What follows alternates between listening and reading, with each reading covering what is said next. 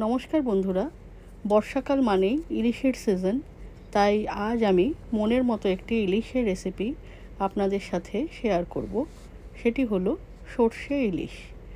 খুব সহজ ও টেস্টি পদ্ধতিতে কিভাবে রান্নাটা তৈরি করা যায় আসুন আমরা দেখে নিই।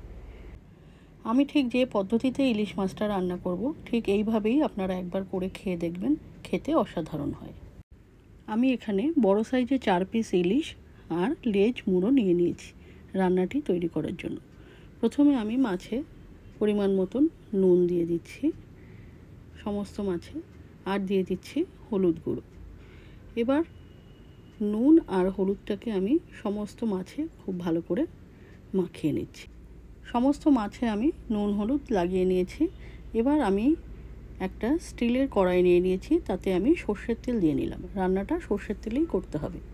এবারে মাছগুলোকে একে একে দিয়ে আমি দুদিকে খুব হালকা করে ভেজে নেব। খুব বেশি ভাজবো না, আমি এখানে মাছগুলো খুব হালকা করে এপিট ওপিট আমি ভেজে নিয়েছি। দেখুন, একবার উল্টে দিয়ে একটু সময় রেখেই আমি মাছগুলোকে তুলে নিয়েছি। এই রান্নাটা কাঁচা মাছেও অনেকে করে, কিন্তু আমি একটু হালকা ভেজে নিচ্ছি যাতে মাছগুলো ভেঙে না যায়। এবার একটা মশলা করে নেব। একটা মিক্সার গ্রাইন্ডারে আমি দিয়ে দিচ্ছি কালো সর্ষে 2 চামচ, 2 চামচ হলুদ সর্ষে, কিছু শুকনো লঙ্কা, কিছু কাঁচা লঙ্কা, আর সামান্য হাফ চামচের মতো জিরে, একটু গোলমরিচ, একটু কোরানো নারকেল, আর মশলার পরিমাণ বুঝে অল্প নুন আর জল দিয়ে আমি এখন একটা মসৃণ পেস্ট তৈরি করে নেব। দেখুন, জল দেওয়া হয়ে গেছে। এবার আমি মশলাটা একটা সুন্দর পেস্ট তৈরি করে নিয়েছি। ঠিক এইভাবে মশলাটা তৈরি করে নিয়েছি। এরপরে আমি একটা কড়াই নিয়ে নিয়েছি। মাছ ভাজা তেলে আমি দিয়ে দিচ্ছি কালো জিরে আর শুকনো লঙ্কা ফোড়ন। একটা শুকনো লঙ্কা আমি ফোড়ন দিয়েছি এখানে। আপনারা এখানে ইচ্ছে করলে লঙ্কাটা কম বেশি করে নিতে পারেন।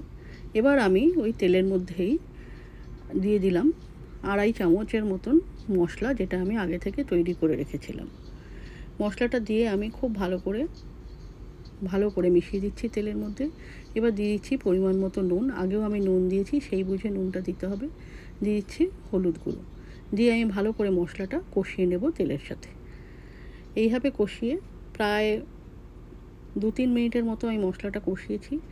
এবার কষানোর পরে আমি এখানে পরিমাণ মতো জল দেব।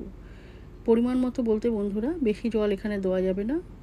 মোটামুটি মাছ আন্দাজ করে জল দিতে হবে, যাতে মাছগুলো একটু ডুবে ডুবে যায় হালকা জলের মধ্যে। এইভাবে আমি ঝোলটা তৈরি করে ফেলছি। দেখুন, ঝোলটা পুরো ফুটে গেছে। এবার আমি এখানে ভেজে রাখা লেজ, মাথা আর সমস্ত মাছগুলো আমি এই ঝোলের মধ্যে দিয়ে দিচ্ছি। মাছগুলো দিয়ে আমি এবার আরও কিছুক্ষণ ভালো করে ঝোলটা ফুটিয়ে নেব, কেননা মাছগুলো আমি প্রথমেই হালকা করে ভেজেছিলাম। সেই জন্য কিছুক্ষণ আমি এখানে ফুটিয়ে নিচ্ছি। আর আমি খুন্তি দিয়ে নাড়িয়ে মাছগুলোকে মিশিয়ে দিচ্ছি না ঝোলের মধ্যে, তার কারণ ভেঙে যেতে পারে। সেই কারণে আমি একটু কড়াই ধরে ভালো করে ঝাঁকিয়ে দিলাম। এইভাবে সমস্ত মাছগুলোতেই ঝোলও লেগে গেছে। এরকমভাবে আমি কিছুক্ষণ ফুটিয়ে নিলাম মাছগুলোকে। দেখুন, রান্নাটি আমার প্রায় তৈরি হয়ে গেছে। এবার আমি এই সময় উপর থেকে একটু সর্ষের তেল দিয়ে দিলাম। যদিও তেল আমি বেশ ভালোই দিয়েছি, আপনারা ইচ্ছে করলে এখানে কমিয়ে বাড়িয়ে নেবেন তেলটা, কিন্তু উপর দিয়ে কাঁচা সর্ষের তেল দিলে টেস্টটা একটু ভালো হয়। আমি এবার এখানে গ্যাসটা বন্ধ করে দিয়েছি।